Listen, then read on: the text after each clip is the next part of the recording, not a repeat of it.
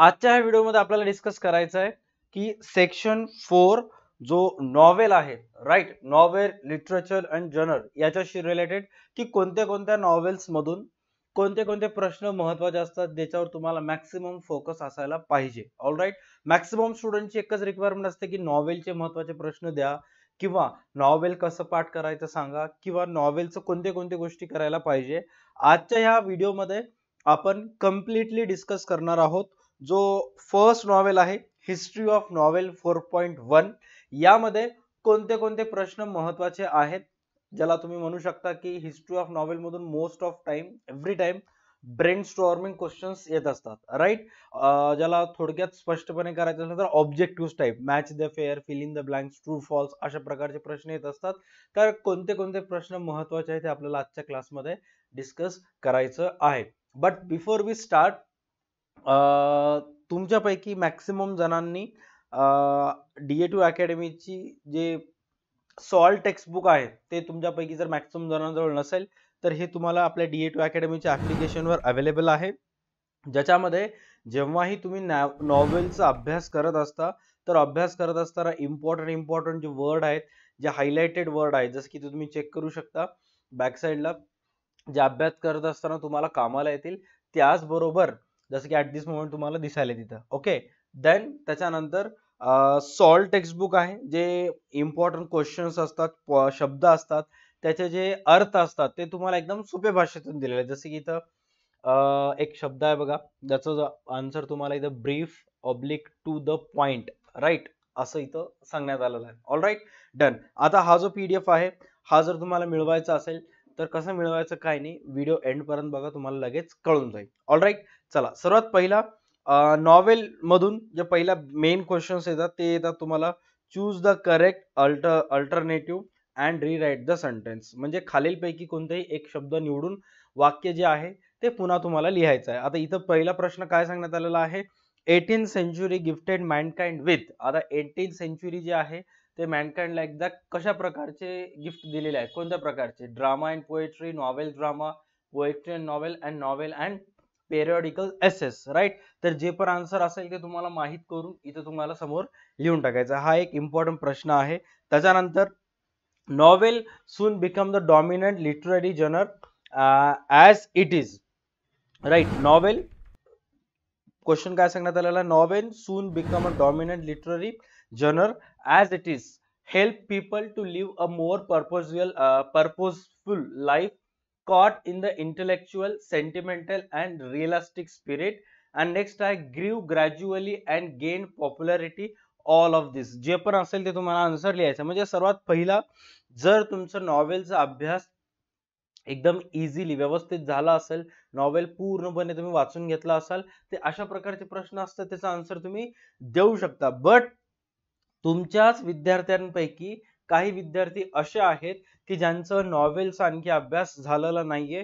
त्या नॉवेलचा अभ्यास न होण्यामागचं कारण की इंग्लिश त्यांना जे लिहिलेलं आहे ते वाचता येत नाहीये, समजत नाहीये. तर अशा वेळेस विद्यार्थी जे आहेत ते एक दुसरा मार्ग अवलंबू शकतात, ते म्हणजे संपूर्ण नॉवेलचं जे भाषांतर आहे ते मराठीमध्ये ते वाचू शकतात, जेणेकरून एक्झॅक्ट त्या नॉवेलमध्ये काय सांगितलेलं आहे ते त्यांना क्लिअर होईल. बट आता हे नॉवेलचं भाषांतर आहे हे मराठीमधून मिळणार कसं, तर तुम्हाला प्ले स्टोअरला जाऊन DA2 अकॅडमीचं ऍप्लिकेशन डाउनलोड करायचं आहे. तिथं 21 रुपयाचा एक नोट्स एक्सपर्ट कोर्स आहे, जे की आर्ट्स आणि कॉमर्सच्या विद्यार्थ्यांसाठी सुद्धा आहे, सायन्सचे सुद्धा विद्यार्थी खरेदी करू शकतात. आता ह्या कोर्समध्ये तुम्हाला इंग्लिश बाकी विषयाचं तर आहे, जसं की आर्ट्स बद्दल जर पाहायला गेलं तर आर्ट्सचे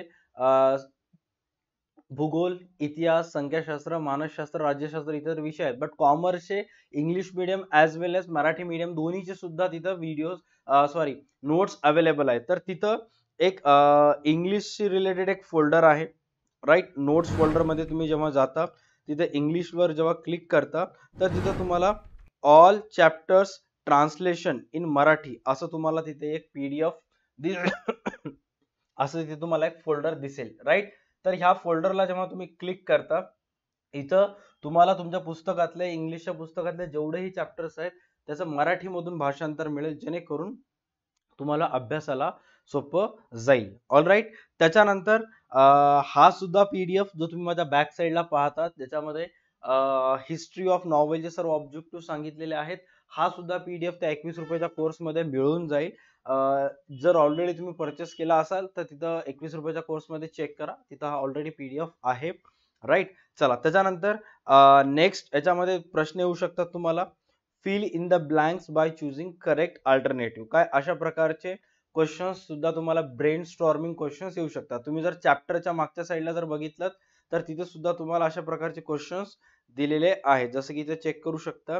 match the columns, pick out the odd element, त्यानंतर कम्प्लीट द स्टेटमेंट, अशा प्रकारचे क्वेश्चन्स पुस्तकीच्या बॅक साईडला दिलेले आहेत. बट पुस्तकामध्ये इंग्लिशच्या खूप मर्यादित कंटेंट आहे.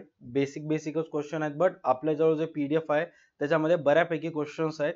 जसे की आता बेसिक पहिले 5 क्वेश्चन्स तुम्ही पाहू शकता. अ novel is relatively a dot dot narrative, ह्या प्रकारचं एक पहिलं क्वेश्चन आहे. दुसरं सांगितलेलं आहे, काय क्वेश्चन सांगितलेलं आहे, English word novel is derived from the Italian word dot dot dot novella, novellus, अशा प्रकारचे काही क्वेश्चन शब्द इथे दिलेले आहेत. त्यानंतर next Geoffrey Chaucer wrote dot dot dot, Geoffrey Chaucer wrote dot dot dot, answer येईल Morte the author, the Canterbury Tales and Tale of Genji. आता जे पण तुम्हाला वाटतील आन्सर तुम्हाला इथं लिहायचं आहे. राईट. त्याच्यानंतर the Tale of Genji by Murasaki Shikibu was publish in the year dot dot dot, कोणत्या वर्षी ते पब्लिश करण्यात आलं. The Tale of Genji by Murasaki Shikibu was publish in the year dot dot dot, जे पण वाटेल ते तुम्हाला तिथं लिहायचं आहे. नेक्स्ट याच्यानंतर जर पाहायला गेलं तर the Pilgrim's Progress is a novel written by dot dot dot, Pilgrim Progress ही नॉवेल कोणामार्फत लिहिण्यात आली, हे अशा प्रकारचे काही क्वेश्चन्स आहेत. असे नियर अबाउट 10च्या 10 प्रश्न आहेत. हे सर्व 10च्या 10 प्रश्न तुम्ही जर व्यवस्थित सॉल्व्ह केलं तर तुम्हाला बेनिफिट मिळेल आणि मार्क्स जे आहेत ते तुम्हाला 101% मिळतील. राईट. त्याच्यानंतर नेक्स्ट प्रश्न येतात क्रोनॉलॉजिकल ऑर्डर. क्रोनॉलॉजिकल म्हणजेच काय, दिन व कालखंडानुसार व्यवस्थित लावणे. जसे की आता आपण कॅलेंडर मध्ये मोजता, तर कॅलेंडर मध्ये सर्वात पहिले जानेवारी मंथ येते, मग फेब्रुवारी येते, मग मार्च येते. एक क्रोनॉलॉजिकल असते, एक घटनाक्रम असतो. राईट. तर इथं तुम्हाला राईट अ क्रोनॉलॉजिकल ऑर्डर सांगितलेला आहे आणि इथं काही तुम्हाला गोष्टींचे, कथाचे, नॉवेलचे नावं सांगण्यात आलेले आहेत, टेल्सचे नावं सांगण्यात आलेले आहेत. राईट. तर त्याच्यामध्ये कालानुसार तुम्हाला ते लावायला सांगितलेलं आहे की कोणती स्टोरी अगोदर आहे, कोणती नॉवेल किंवा कोणती कादंबरी अगोदर आहे, त्या घटनानुसार तुम्हाला लावायचं आहे. आता इथं 2 वेगवेगळे प्रश्न आहेत. पहिल्या याच्यामध्ये काही नॉवेलचे नाव सांगितलेले आहेत. सर्वात पहिले बघा, मुरासकी शिकाबूस, टेल ऑफ गेंजीस, त्यानंतर Greek romances, the appearance of magazines and newspapers, and last आहे Chaucer's the Canterbury Tales. Right. ह्याच्यापैकी जे पण तुम्हाला सर्वात अगोदर आहे असं वाटतंय कालखंडानुसार ते सर्वात अगोदर लावायचंय, मग त्याच्यानंतर आणि मग त्याच्या नंतर. आता हे कधी कळेल तुम्हाला की एक्झॅक्ट कधी झालेलं आहे सिच्युएशन, काय नाही, तर जेव्हा तुम्ही नॉवेल व्यवस्थित वाचता त्यावेळेस ऑटोमॅटिकली माहित होऊन जाईल. तुमच्यापैकी मॅक्सिमम जणांना हा PDF ऑलरेडी मिळाला असेल तर तिथं तुम्ही 21 रुपयाच्या कोर्समध्ये तिथे जाऊन चेक करू शकता. नसेल तर आता तुमचा प्रश्न आहे की कसं घ्यायचं. डिस्क्रिप्शन मध्ये लिंक दिलेली आहे, प्लस कमेंट सेक्शन मध्ये सुद्धा लिंक दिलेली आहे की जिथून तुम्ही ते परचेस करू शकता. All right. Next chronological order नंतर तुम्हाला ब्रेन स्टॉर्मिंग क्वेश्चन्स येऊ शकतात या नॉवेलवर. ते म्हणजे state whether the following sentences are true or false. इथं तुम्हाला काही सेंटेन्सेस दिलेले आहेत, ते तुम्हाला सांगायचे ते ट्रू आहेत का फॉल्स आहेत. अनटिल अँड अनलेस, जोपर्यंत तुम्ही व्यवस्थित नॉवेल वाचणार नाही तोपर्यंत आन्सर येणार नाही. बट एकदा जर तुम्ही नॉवेल व्यवस्थित वाचलात तर मला असं वाटतं की 4 मार्क जे आहेत या नॉवेलचे ते फुकट आहेत. कारण याच्यामध्ये आता याच्यानंतर बाकी नॉवेल बघितलात, around the world in 80 days असं बघितलात तर ते नॉवेल्स तुम्हाला लिहावं लागतात तिथं. बट हिस्ट्री ऑफ नॉवेल मध्ये तुम्हाला जास्त लिहायची गरज नाही. बसल्या ठिकाणी objective type brain storming question solve करायचे आहेत, बस संपलं एवढंच. ओके, चला ह्याच्यामध्ये सर्वात पहिला आहे novel is recognise as the most dominant literary genre in the modern times. आता हे तुम्हाला वाटते ट्रू असेल तर ट्रू म्हणायचं, फॉल्स असेल तर फॉल्स म्हणायचं. जेवढेही स्टुडंट हा व्हिडिओ पाहत आहेत, काय वाटतं तुम्हाला कमेंट सेक्शन मध्ये सांगा, याचा आन्सर काय येईल. इफ इन केस तुमचा आन्सर अभ्यास झाला असेल तर novel is a recognise as the most dominant literary genre in the modern times. त्याच्यानंतर या प्रकारचे क्वेश्चन्स येऊ शकतात, किंवा the Tale of a Genji, the Tale of a Genji is described as a world first novel. काय वाटतं याचं पण आन्सर. त्यानंतर novel gave voice to the aspirations and longings of middle class, right, longings of middle class, right. त्यानंतर next आहे novella is a greater length than novel, novella is a greater length than novel. या प्रकारचे सुद्धा true false question येऊ शकतात. यही नाही, अभी और सुनिए, किंवा समटाइम्स तुम्हाला प्रश्न येऊ शकतात match the match the followings. आता मॅच द फॉलोविंग्स मध्ये कशा प्रकारचे प्रश्न येऊ शकतात, याच्यामध्ये तुम्हाला दोन स्टेटमेंट असं पाडण्यात येते, जसं की चेक करा पुस्तकीमध्ये सुद्धा इथं देण्यात आलेलं आहे. मॅच द फॉलोविंग्स मध्ये मुरासगी शिकाबू, त्यानंतर नॉवेला, असे काही क्वेश्चन्स इथं दिलेले आहेत. ऑल राईट, कॉलम ए मध्ये. त्यानंतर कॉलम बी मध्ये बघा असे काही आन्सर्स तुम्हाला ऑप्शन्स दिलेले आहेत, जसं की Bankimchandra Chattopadhyay, tale of Genji, new असं दिलेलं आहे. तर आता ह्याच्यापैकी तुम्हाला मॅच करायचे, एवढं तर बेसिक तुम्हाला येते. बट पुस्तकामध्ये तर हे 2-3च दिलेले आहेत.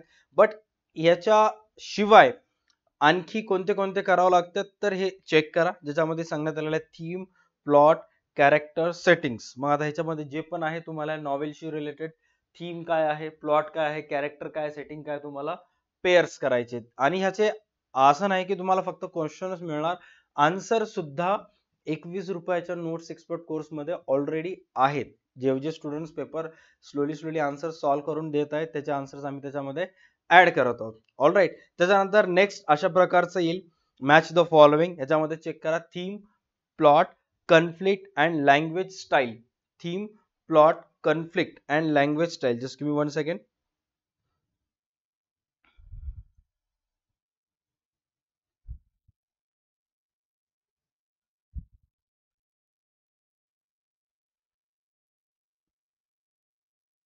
राईट. त्याच्यानंतर स्टेटमेंट बी मध्ये चेक करा, कॉलम बी मध्ये philosophical statement of a central idea, the struggle between opposite forces, techniques of narration, course of the events.